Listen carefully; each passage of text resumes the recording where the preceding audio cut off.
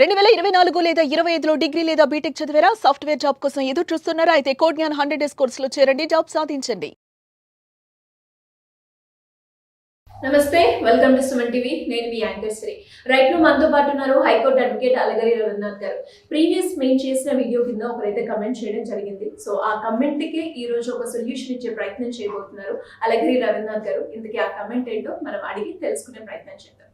నమస్కారం అలగిరి రవీంద్రనాథ్ గారు. నమస్తే అండి శ్రీ గారు. సార్, రీసెంట్ గానే మనం చేసిన ఒక ఎపిసోడ్ కింద ఒక కమెంట్ చేయడం జరిగింది. వాళ్ళ భర్త గవర్నమెంట్ జాబ్ చేస్తూ సడన్ గా చనిపోవడం జరిగింది. ఇప్పుడు భర్త పోస్ట్ లో భార్య అయితే రావడం జరిగింది. మరి అలా తనకు వచ్చిన జీతంతో తనకు ప్రాపర్టీని కొనడం జరిగింది. అయితే ఇప్పుడు భర్త తరపున బంధువులు ఎవరైతే ఉన్నారో ఆ ప్రాపర్టీ మాకే చెందుతుంది, ఆ శాలరీ మీదే మీరు ప్రాపర్టీ కొన్నారు కదా, దీని మీద మాకే హక్కు ఉంటుంది అని అంటున్నారు. అయితే ఇప్పుడు ఈ ప్రాపర్టీ మీద నిజంగానే వాళ్ళకి హక్కు ఉంటుందా, లేదంటే భార్యకి హక్కు ఉంటుందా? లీగల్ పరంగా ఎలా ఉంటుంది sir? Very interesting question Sri garu. ఇది చాలామంది ఫేస్ చేస్తుంటారు. ముఖ్యంగా ఈ జాయింట్ ఫ్యామిలీస్లో ఇటువంటి సమస్య ఎక్కువగా ఉంటుంది. దీని యాక్చువల్గా కంపాన్షనేట్ గ్రౌండ్స్ అంటారు, అంటే కారుణ్య నియామకాలు అంటారు. అంటే తను పనిచేస్తున్నటువంటి జాబ్లో ఏదైనా వాళ్ళ గవర్నమెంట్ జాబ్లో చనిపోతే పిల్లలకు కానీ లేకపోతే భార్యకి కానీ, పిల్లలు చిన్నవాళ్ళు భార్యకి ఆ యొక్క పోస్టింగ్ ఇచ్చే అవకాశం కూడా ఉంటుంది. ఆ పోస్టింగ్లో వాళ్ళు కంటిన్యూ అవుతూ ఉంటారు. అయితే దీని మీద సుప్రీంకోర్టు ఒక కీలకమైనటువంటి ఒక జడ్జిమెంట్ కూడా కొన్ని సందర్భాలు ఇవ్వడం కూడా జరిగింది.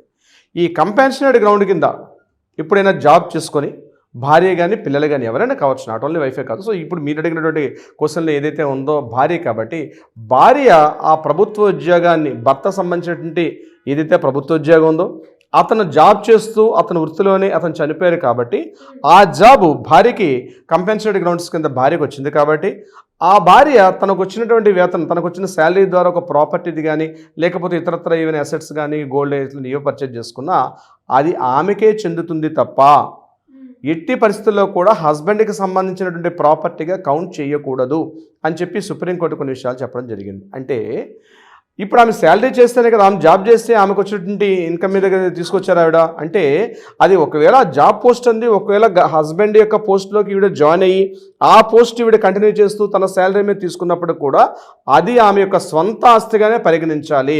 స్వంత ఆస్తిగా పరిగణించేటప్పుడు ఆ యొక్క ప్రాపర్టీ మీద పూర్తి హక్కులన్నీ కూడా ఆమెకే ఉంటే తప్పించి దాని మీద క్లెయిమ్ చేసుకునే హక్కు భర్త తరపున ఉన్నటువంటి బంధువులు ఎవరైతే ఉన్నారో వాళ్ళకి ఎట్టి పరిస్థితుల్లో కూడా వాళ్ళ మీద క్లెయిమ్ చేసుకునే హక్కు లేదు.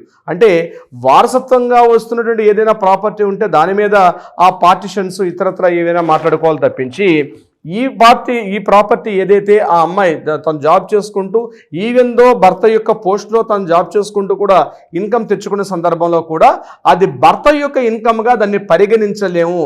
ఎందుకంటే భర్త ఆల్రెడీ ఎక్స్పైర్ అయిపోయారు, జాబ్ మాత్రం భర్తది. అది కూడా కంపాన్షనేట్ గ్రౌండ్స్ కింద ఆ పోస్ట్లోకి ఈవిడ అపాయింట్ అయ్యి అందులో ఈవిడ జాబ్ చేస్తూ సంపాదించుకున్నారు. కాబట్టి ఈవిడకు వచ్చినటువంటి శాలరీ మీద, ఈవిడకు వచ్చిన ఇన్కమ్ మీద, ఈవిడకు వచ్చిన పెన్షన్ మీద, ఈవిడకు వచ్చే గ్రాట్యుటీ మీద, లేదా ఇతరత్ర ఏవైనా ఏరియర్స్ మీద ఆవిడకు వచ్చేటువంటి ఆ ఎలవెన్స్ల మీద ఆవిడ సంపాదించుకున్న ప్రాపర్టీ అయితే ఇక్కడ అందుకే శాలరీతో పాటు ఇవన్నీ కూడా యాడ్ చేశాను నేను. పెన్షన్ కావచ్చు, గ్రాట్యుటీ కావచ్చు, అలవెన్స్లు కావచ్చు, ఇతరత్ర ఏ రకమైనటువంటి ఆ ఇన్కమ్ మీద ఆవిడ సంపాదించుకున్నా ఆ ప్రాపర్టీ ఆవిడ యొక్క సొంత ఆస్తిగానే పరిగణిస్తారు తప్పించి ఇది ఫ్యామిలీకి సంబంధించిన ఆస్తి కాదు.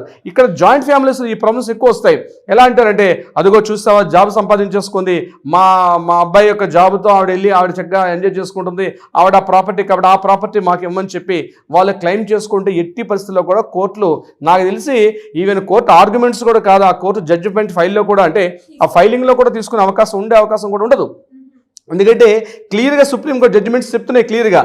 ఎందుకంటే ఆవిడ జాబ్ చేస్తుంది, జాబ్ ఎలా వచ్చిందని ఇంపార్టెంట్ కాదు, ఎలా వచ్చిందని ఇంపార్టెంట్ అయితే ఆయన ఇప్పుడు లేరు కాబట్టి ఆ జాబ్ను బట్టి ఆ ప్రాపర్టీ తీసుకోలేదు కాబట్టి ఈవిడ తనకు వచ్చినటువంటి శాలరీ మీద తీసుకున్నారు కాబట్టి దాని మీద పూర్తి ఇన్కమ్ అంతా కూడా ఆ ఇన్కమ్ సంబంధించుకుంటే పూర్తిగా ఆమె ఉంటుంది. అంటే ఏంటి, ఆ ప్రాపర్టీ మీద ఆవిడ ఎంజాయ్ చేయొచ్చు ఆ ప్రాపర్టీని, లేదా ఆ ప్రాపర్టీని తనకు కావాల్సిన వ్యక్తులకి ఆవిడ గిఫ్ట్ డేట్గా చేసుకోవచ్చు, దానం చేయొచ్చు, ఏమైనా చేసుకునే హక్కు పూర్తిగా ఉంటుంది.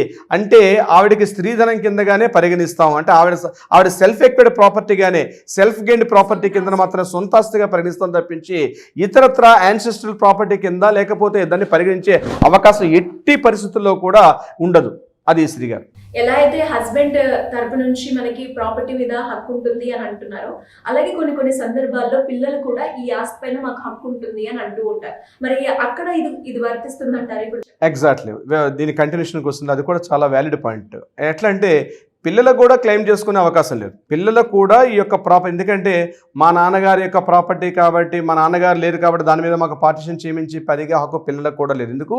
ఇప్పుడు నేను చెప్పినట్టుగా అది సెల్ఫ్ ఎక్వైర్డ్ ప్రాపర్టీ కిందకు వస్తుంది కాబట్టి పిల్లలు కూడా ఈవెన్ తన సొంత పిల్లలకు కూడా దాని మీద ఆమె బ్రతికున్నంత కాలం మీద ఆ ప్రాపర్టీ మీద సర్వ హక్కులు కూడా ఆమెకే చెందుతాయి తప్పించి ఈవెన్ పిల్లలు కూడా ఆ పార్టీని భాగపంపకాలు చేయమని చెప్పి పిల్లలు కూడా అడిగే హక్కు. అది వ్యవసాయ భూమి అయినా, అది ఇల్లైనా, అది ఎటువంటి ఎసెట్ అయినప్పటికి కూడా దాని మీద ఆవిడ యొక్క స్వార్జితంగా ప్రాపర్టీగానే పరిగణిస్తారు తప్పించి ఇతరత్ర దాన్ని కన్సిడర్ చేయం. కాబట్టి పిల్లలు కూడా క్లెయిమ్ చేసుకునే హక్కు ఎట్టి పరిస్థితుల్లో కూడా లేదు. శ్రీగారు, ఓకే సార్, మరి అదే విధంగా ఇంకా ఎవరికైనా కూడా ఆస్తి రిలేటెడ్ గానీ మనం ఎన్నో రకాల గొడవలు అయితే చూస్తూ ఉంటాం. అన్న తమ్ముల మధ్యలో కావచ్చు, లేదు అంటే అత్తమామల మధ్య, ఇలాంటివి ఎక్కువగా వింటూ ఉన్నాం. అలాంటి వాళ్ళు ఎవరైనా కూడా ప్రాపర్టీకి సంబంధించిందైనా, ఫ్యామిలీ ఇష్యూస్ అయినా ఎవరైనా కూడా మిమ్మల్ని అప్రోచ్ అవ్వాలి అంటే ఏ విధంగా ఉంటుందంటారు? తప్పనిసరిగా శ్రీగారు, అంటే ఫ్యామిలీస్ ఇష్యూస్ అని, ప్రాపర్టీ ఇష్యూస్ అని, అంటే మనుషుల యొక్క విలువల కన్నా ఆస్తుల యొక్క విలువలు బాగా పెరిగిన సందర్భాల్లో ఆస్తుల మీద రకరకాల ఇష్యూస్ వస్తూ ఉన్నాయి. సో కొన్ని రకాలుగా ఇది కరెక్ట్ అని, ఇది రాంగ్ అని చెప్పి చాలా కన్ఫ్యూజ్ అవుతుంటారు. ఇటువంటి ఏది డౌట్ ఉన్నా ఇమీడియట్గా కింద స్క్రోల్ మనకి కాంటాక్ట్ చేయగలిగితే, అట్లీస్ట్ బిజీగా ఉంటే వాట్సాప్ చేయండి, అపాయింట్మెంట్ తీసుకొని తప్పనిసరిగా వచ్చి పర్సనల్ కలిస్తే ఒక సలహా సంప్రదింపులు ఇచ్చే ప్రయత్నం. ఎటువంటి కేసులైనా సరే, లేదా ఫ్యామిలీ రిలేటెడ్ అయినా సరే, లేదా ప్రాపర్టీ రిలేటెడ్ ఇష్యూస్ అయినా ఏదైనా సరే కాంటాక్ట్ చేయగలిగితే ప్రతిరోజు మనకు ప్రతి కోర్టు నుంచి కొత్త అప్డేట్స్ వస్తూ ఉన్నాయి. చిన్న మార్పులు, అమెండ్మెంట్స్ అవుతూ ఉన్నాయి. కోర్టులో కూడా పాత చట్టాలే కాకుండా వాటి మీద అమెండ్మెంట్స్ అవుతున్నాయి. అది కాకుండా కొన్ని ప్రత్యేకమైన కోర్టులు అన్నీ కూడా వాటి మీద జడ్జిమెంట్స్ కూడా ఇస్తున్నారు సైటేషన్స్కి. సో వాటిని కూడా మనం కన్సిడర్ చేసుకొని ఎలా చేస్తే బాగుంటుంది, మీ సమస్య మీదైతే పరిష్కారం మా దగ్గర ఉంది. ఇమీడియట్గా మీ దగ్గర ఉన్న ఫోన్ని లిఫ్ట్ చేయండి, కాల్ చేయండి, మాట్లాడండి, అపాయింట్మెంట్ తీసుకోండి. రవీంద్రనాథ్ ఎప్పుడు మీ పక్కన ఉంటారు. Thank you sir, thank you so much. Thank you so much Sri garu. Suman టీవీలో మీ పర్సనల్ అండ్ బిజినెస్ ప్రమోషన్స్ కోసం కింది నెంబర్కి కాంటాక్ట్ చేయండి.